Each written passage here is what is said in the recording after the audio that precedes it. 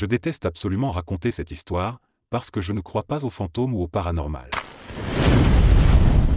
Avez-vous déjà vécu un bug dans la matrice? Je suis mort. Je l'ai vu, je l'ai vécu. Soit c'est un autre monde avec une version de moi qui est morte que j'ai vue, soit je deviens fou, mais je suis mort. Un jour, il y a eu un rallye devant notre école et une fois qu'il s'est terminé, nous avons dû retourner en classe. Mon ami et moi n'étions pas d'accord, et on voulait aller voir les voitures de plus près. De l'autre côté de l'école, il n'y a pas beaucoup de circulation, mais si on ne fait pas attention, on peut facilement se faire renverser. Je me souviens que je marchais avec lui et qu'il a fait tomber quelque chose, alors j'ai traversé la rue en premier. J'ai vu une voiture rouge qui se dirigeait droit sur moi et j'ai été percuté. Je me souviens de tout. Je me souviens d'avoir été percuté, de ne pas réussir à respirer, de mes jambes cassées et puis plus rien. Tout d'un coup, j'étais de nouveau devant l'école et les mêmes mots sont sortis de la bouche du directeur. Mon ami voulait aller voir les voitures de l'autre côté de la route, mais je paniquais. Je me suis dit que ça devait être un rêve, alors je l'ai accompagné pour voir ce qui se passerait. Il a encore laissé tomber ses affaires mais cette fois j'ai attendu. À ma grande horreur, la même voiture rouge est arrivée. Je peux encore voir l'autre version de moi dans cette rue, dans un état lamentable. Je ne bougeais même pas. J'ai vécu 3 étés dans une grande et vieille maison qui servait de presbytère à l'église où je travaillais. Le pasteur faisait des allers-retours tout l'été, et j'étais également là pour garder la maison pendant ses vacances. À l'époque, j'étais très intéressé par les applications de téléphone qui permettaient de suivre son sommeil, et en particulier par celle d'enregistrement pour voir si je pouvais m'entendre parler pendant que je dormais. J'ai lancé ces applications presque chaque nuit et je n'ai jamais entendu la moindre chose intéressante. Je ronfle à peine, du coup j'entendais les sirènes de l'extérieur de ma chambre, le lit qui grinçait quand je me retournais, ma respiration, etc. Un matin, alors que j'étais seul à la maison, le pasteur était en vacances, j'ai ouvert l'application pour écouter les bruits de la nuit précédente, tous les bruits habituels jusqu'à l'avant-dernier enregistrement. L'enregistrement date d'environ 3h30 ou 4h du matin. On peut clairement m'entendre respirer et constater que je ne me retourne pas et que je ne bouge pas beaucoup. Si j'avais roulé ou m'étais levé, l'application l'aurait enregistré car il s'agissait d'un vieux lit grinçant. Soudain, alors que l'on m'entendait respirer, on entendait aussi le bruit de 3 coups de poing sur du bois, suivi d'une pause de 2 secondes et d'un claquement de doigts. C'était très dérangeant, d'autant plus que rien ne prouvait que c'était moi qui le faisais. Cela m'a suffisamment dérangé pour que je repose le téléphone sur la table de nuit et que j'essaie de recréer le bruit à partir de n'importe quel endroit que je peux atteindre lorsque je suis allongé sur le lit, le cadre, la table de chevet, la bibliothèque voisine, mais je n'ai jamais pu l'obtenir exactement ou déterminer le bois sur lequel on tapait. Quoi qu'il en soit, le bruit était suffisamment éloigné pour ne pas provenir d'un endroit que j'aurais pu atteindre en étant allongé sur le lit. Je n'ai jamais eu tendance à marcher en dormant, à parler ou même à me lever la nuit pour aller aux toilettes, je suis donc certain que ce n'était pas moi. C'est quelque chose qui m'a marqué et auquel je n'ai pas de réponse. Quand j'avais environ 6 ans, un dimanche de Pâques, j'étais à l'église catholique de mes grands-parents et le prêtre organisait toujours une sorte d'heure du conte pendant les vacances avec les enfants. Il nous faisait asseoir tout autour de l'avant de l'église. Je jouais avec une plante sur le côté de l'autel, les bancs vides devant moi écoutant à peine. Quand une dame que je n'avais jamais vue et que je ne connaissais pas m'a appelé par mon prénom et m'a dit « Écoutez le Père, il parle du saint dont vous portez le nom. » Après, ma grand-mère était toute excitée et m'a demandé si j'avais entendu la leçon du Père concernant le saint. Je lui ai répondu « Oui, la gentille dame à côté de l'autel m'a dit qu'il parlait de mon nom. » Tous les membres de la famille ont ri et m'ont dit que ces bancs étaient vides pendant toute la messe. J'étais un jeune garçon de 5 à 6 ans, je crois, peut-être 7, en colonie de vacances. Les surveillants emmenaient les enfants à la piscine et nous y nagions tous. L'un des surveillants jetait les enfants dans la piscine, nous nous éclaboussions, nous sortions et nous étions jetés à nouveau, ce qui était très amusant. C'était mon tour d'être jeté, mais j'ai oublié de respirer avant d'entrer dans l'eau et j'ai plongé assez profondément. Maintenant que j'étais sous l'eau, je devais vraiment respirer et je luttais contre l'envie de respirer. J'ai paniqué et j'ai inspiré par le nez. Je le jure devant Dieu, je n'invente rien, mais j'ai respiré de l'air. Je me suis senti plus calme, mes poumons et mon corps se sont détendus, comme si j'avais pris une bouffée d'air frais. J'ai nagé sous l'eau pendant un moment, juste parce que c'était si bizarre, puis j'ai pensé que je ne devais peut-être pas tester ou prendre pour acquis cette chose qui venait de se produire, que je devais simplement compter mes bénédictions, alors je suis remonté et j'ai fait surface. Le reste de la journée s'est déroulé normalement et je n'en ai jamais parlé à personne. Je dois mentionner que lorsque j'étais un très jeune enfant, âgé de 2 à 4 ans, j'ai eu quelques hallucinations. Une fois, je marchais dans un couloir de ma maison et j'ai commencé à flotter dans les airs. Si j'y pensais ou si je me posais des questions, je commençais à couler, mais si je me détendais et l'acceptais, je pouvais flotter à nouveau. Cela ne m'est arrivé qu'une seule fois, mais j'ai fait des rêves où la même dynamique se produisait pendant de nombreuses années. Cela s'est arrêté au moment où j'ai atteint la puberté, je crois. Je ne sais pas ce qui s'est passé ce jour-là dans la piscine. Ma première pensée à l'époque était qu'il s'agissait d'une hallucination, mais ce que je ne comprends pas, c'est pourquoi j'avais si désespérément besoin de respirer avant que l'hallucination ne se produise, et pourquoi j'étais si détendu et calme comme si j'avais réellement respiré après. Je suis même resté sous l'eau pendant un moment. C'était assez surréaliste. Une fois, quand nous étions enfants, j'avais des amis qui avaient une planche de Ouija au sous-sol de l'immeuble où j'habitais. Dans l'escalier, il y avait une cage d'ascenseur avec de larges barres dans lesquelles on pouvait passer le bras à travers. Un soir, ils ont décidé d'aller au sous-sol pour faire une séance de Ouija, et j'ai décidé de laisser tomber une tasse en verre dans le trou de l'ascenseur, juste pour les effrayer. J'ai lâché la tasse, je l'ai vue disparaître dans l'obscurité et je n'ai jamais entendu le gobelet toucher le sol. Je suis resté là, confus. Le lendemain, je suis descendu au sous-sol avec un de mes amis, et le gobelet était là, placé au milieu du plancher de la cage d'ascenseur. Le gobelet était debout et intact. Ça m'a vraiment fait peur, car il aurait été impossible que quelqu'un entre dans la cage d'ascenseur et place le gobelet comme ça. Le gobelet aurait dû se briser en morceaux puisque je l'ai jeté du 5e étage contre un sol en ciment. Il y a plusieurs années, je suis rentré chez moi, j'ai allumé mon PC, j'ai navigué un peu sur le web, j'ai littéralement regardé une vidéo sur la matrice, puis j'ai regardé par la fenêtre. Je me suis soudain réveillé en sursaut, assis sur ma chaise. J'ai regardé mon moniteur et j'ai vu qu'il s'était éteint. Je me suis dit, c'est bizarre, j'ai dû m'endormir et j'ai commencé à bouger la souris pour sortir mon PC du mode veille. Il ne s'est pas allumé. J'étais confus jusqu'à ce que je remarque que la multiprise n'était même pas branchée. L'ordi n'avait jamais été allumé. Cette histoire m'a fait peur pendant un bon moment. J'ai sûrement dû rentrer chez moi, m'endormir et rêver de tout ça. Du moins je l'espère. Ma femme et moi sommes des passionnés par l'exploration spatiale, et nous suivons donc pratiquement toutes les nouvelles concernant les avancées technologiques liées à ce thème. Il y a environ 3 ans, la chaîne YT de SpaceX a posté cette vidéo, présentant la première itération de leur vaisseau martien. Je l'ai regardé le 2e jour, avec ma femme assise derrière moi, les yeux écarquillés et absolument émerveillés. Une fois le visionnage terminé, je me retourne et je vois son regard incrédule. Mais nous l'avons déjà regardé cette vidéo, il y a environ 3 semaines, je regarde la date de publication, nope, nada, c'était bien il y a 2 jours. Je fais une recherche rapide dans l'historique de YT et de Chrome, en remontant jusqu'au début de l'année, évidemment, aucune trace. Je vérifie même sur internet et ATS n'a même pas été révélé 3 semaines auparavant, du moins pas dans une vidéo publiée par SpaceX ou tout autre site officiel. Elle commence alors à évoquer les choses que j'ai apparemment dites à l'époque, lors du visionnage précédent, jusqu'à citer mes mots exacts, dont certains ressemblent beaucoup à ce que j'ai pensé en regardant la vidéo, mais que je n'ai certainement pas dit à haute voix, car j'étais trop abasourdi et stupéfait. Lorsque j'étais au lycée, je me souviens avoir lu une question dans un test de maths et maître dit « Pourquoi est-ce que je connais déjà la réponse numérique exacte ?» Je n'ai même pas fini de la lire. En y réfléchissant un bref instant, j'ai réalisé que j'avais littéralement rêvé de cette question, la nuit précédente. C'est la seule fois que ça m'est arrivé, j'ai écrit la réponse sans faire les calculs et c'était juste. Un jour, j'ai rêvé d'avoir parlé à femme aux cheveux bleus dans la rue. Quelques semaines plus tard, une femme identique aux cheveux bleus m'a dit au hasard dans la rue qu'elle avait récemment rêvé de moi. Je lui ai dit la même chose. On n'a jamais compris ce qui s'est passé. Mon frère et mon père étaient seuls dans un pré à la fin de l'été lorsque mon frère l'a regardé et lui a dit « Tu te souviens quand j'étais grand et que tu étais petit ?» Mon frère n'est pas du genre bavard et il devait avoir 4 ans à ce moment-là. Mon père était évidemment effrayé, mais il a dit « Quoi, mon pote ?» Et mon frère a dit « Quand j'étais grand et que tu étais petit ?» Et il n'a pas voulu en dire plus. Mon frère n'a aucune idée de ce dont il parlait, mais apparemment, nous avons tous eu un moment comme celui-là. Tout seul avec nos parents qui leur demandions s'ils se souvenaient de l'époque où nous étions plus âgés qu'eux.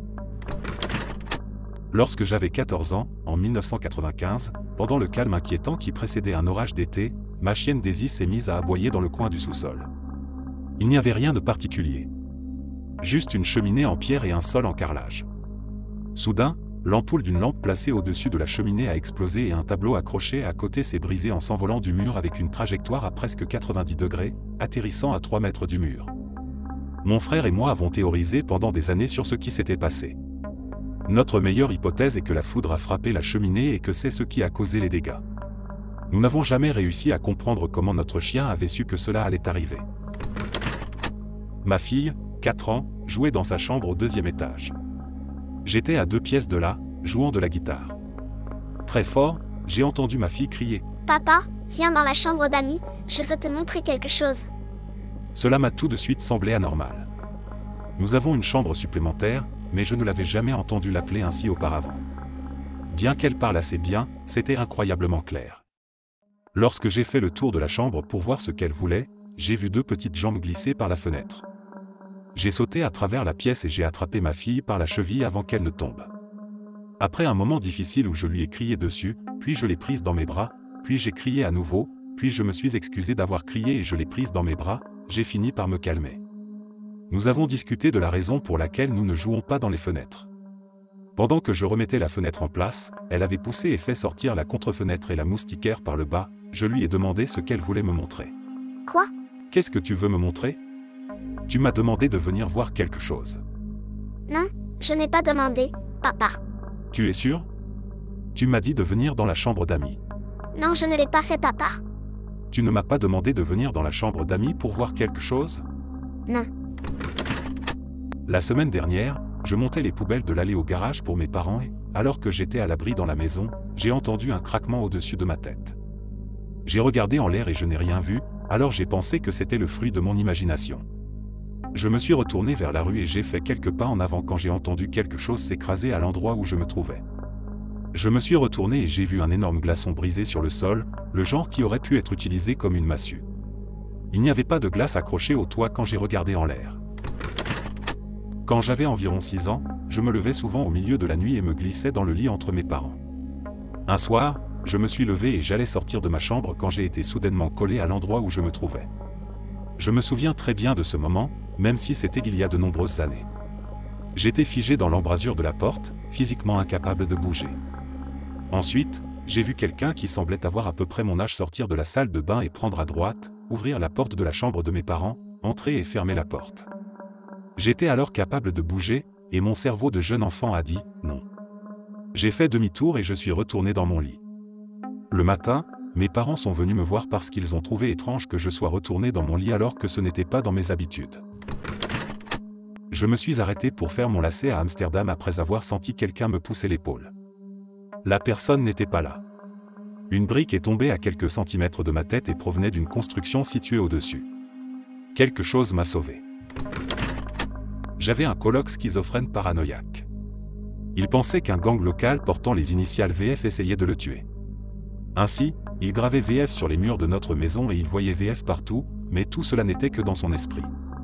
Un jour, nous étions assis à table et il s'est mis à fulminer contre le gang des VF. Alors que j'essayais de le calmer et de lui dire que tout cela n'était que dans sa tête, il a renversé accidentellement un gobelet de soda sur le sol.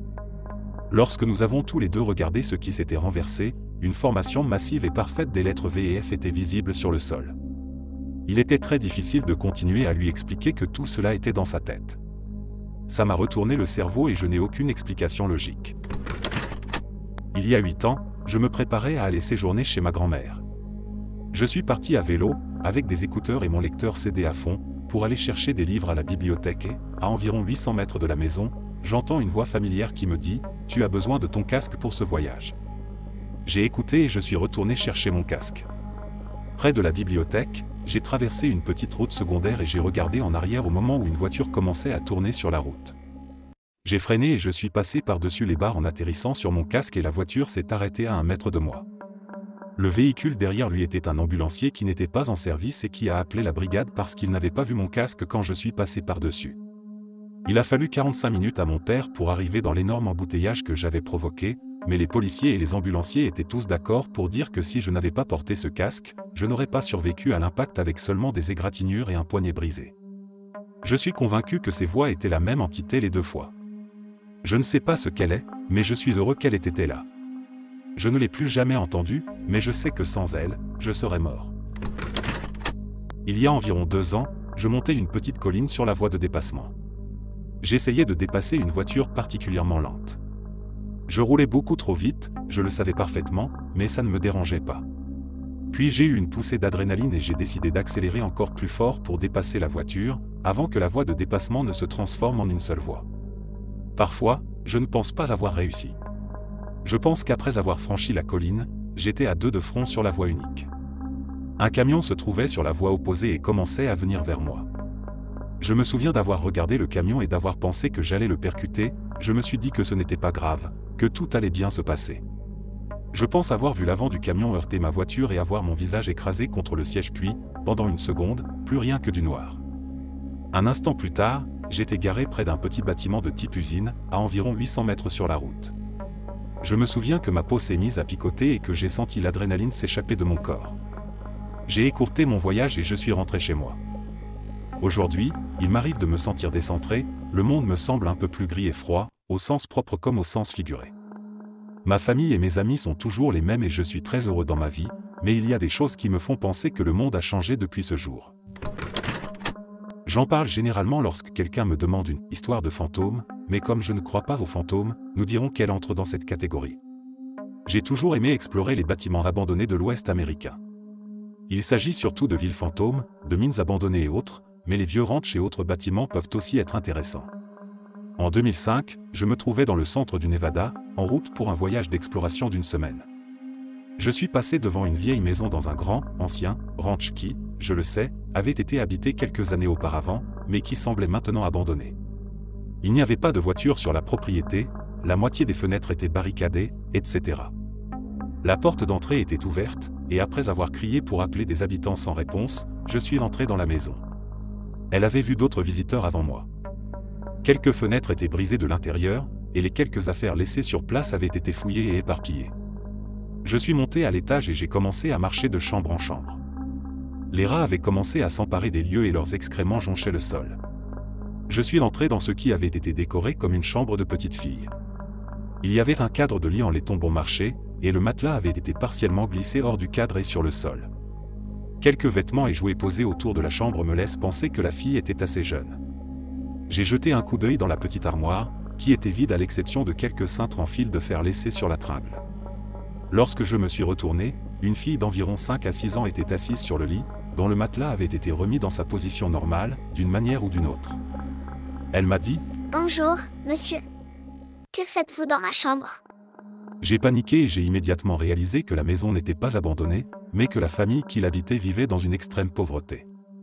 J'ai commencé à m'excuser et j'ai expliqué que j'avais crié bonjour et que personne n'avait répondu, alors j'ai pensé que la maison était abandonnée. « Ce n'est pas grave, monsieur. Maman n'est pas là. Cela fait longtemps que je ne l'ai pas vue. Tu pourrais peut-être m'aider à la retrouver ?» Elle s'est levée, s'est dirigée vers la fenêtre ouverte et s'est assise sur le rebord, regardant un vaste champ vide d'armoises. Je lui ai demandé de descendre avec moi et nous irons chercher sa mère. Elle commença à se lever de la fenêtre, mais se retourna brusquement et dit « Oh non, il arrive. Il faut que j'y aille, monsieur. Il arrive. Vous devriez probablement y aller aussi. » Elle a alors passé ses jambes par-dessus le rebord de la fenêtre et a sauté. Je me suis précipité vers la fenêtre et j'ai regardé par terre, m'attendant à voir une petite fille blessée, mais il n'y avait rien. Je suis redescendu en courant et je suis sorti de la maison. J'ai regardé autour de moi en marchant vers ma voiture, mais je n'ai vu personne. Elle n'était pas ce que j'imagine quand je pense à un fantôme. Il n'y avait pas de transparence, pas de brume autour d'elle ou quoi que ce soit d'autre que ce que l'on attend d'un fantôme dans un film. Je ne sais toujours pas ce que j'ai vu. Je suis arrivé à Austin, plus tard dans la soirée et j'ai rencontré le groupe avec lequel j'avais prévu d'explorer. Nous sommes allés boire un verre dans un bar local, et après quelques verres, ils m'ont convaincu de raconter mon histoire au barman. Il m'a écouté, puis m'a demandé de confirmer l'emplacement de la propriété. Lorsque j'ai décrit l'emplacement et l'état de la maison, il a expliqué « Ah oui, ce vieux ranch, on dirait que vous avez reçu la visite de Nelly. Elle aime discuter avec les gens qui s'arrêtent mais elle est inoffensive. » Il explique ensuite que le propriétaire d'origine a disparu à la fin des années 1960 après avoir laissé une note indiquant que la famille déménageait en Alaska pour tenter sa chance dans l'exploitation de mines d'or dans le Yukon. Il a ensuite été localisé dans l'Oregon et largement soupçonné d'avoir tué sa femme et sa fille, mais aucun corps n'a jamais été retrouvé. Sa version de l'histoire est que sa femme et sa fille ne voulaient pas quitter le Nevada et qu'elles l'ont abandonné en cours de route. Je déteste absolument raconter cette histoire, parce que je ne crois pas aux fantômes ou au paranormal, et j'ai l'impression d'essayer de raconter une histoire effrayante à un groupe d'enfants. Je suis retourné dans cette maison 2 autres fois avant qu'elle ne soit incendiée il y a quelques années. Je n'ai jamais rien vu ni entendu d'inhabituel depuis ma première visite. Merci d'avoir écouté jusqu'à la fin. N'hésitez pas à vous abonner et à aimer la vidéo, si vous ne voulez pas avoir une visite de Nelly ce soir. À la prochaine vidéo.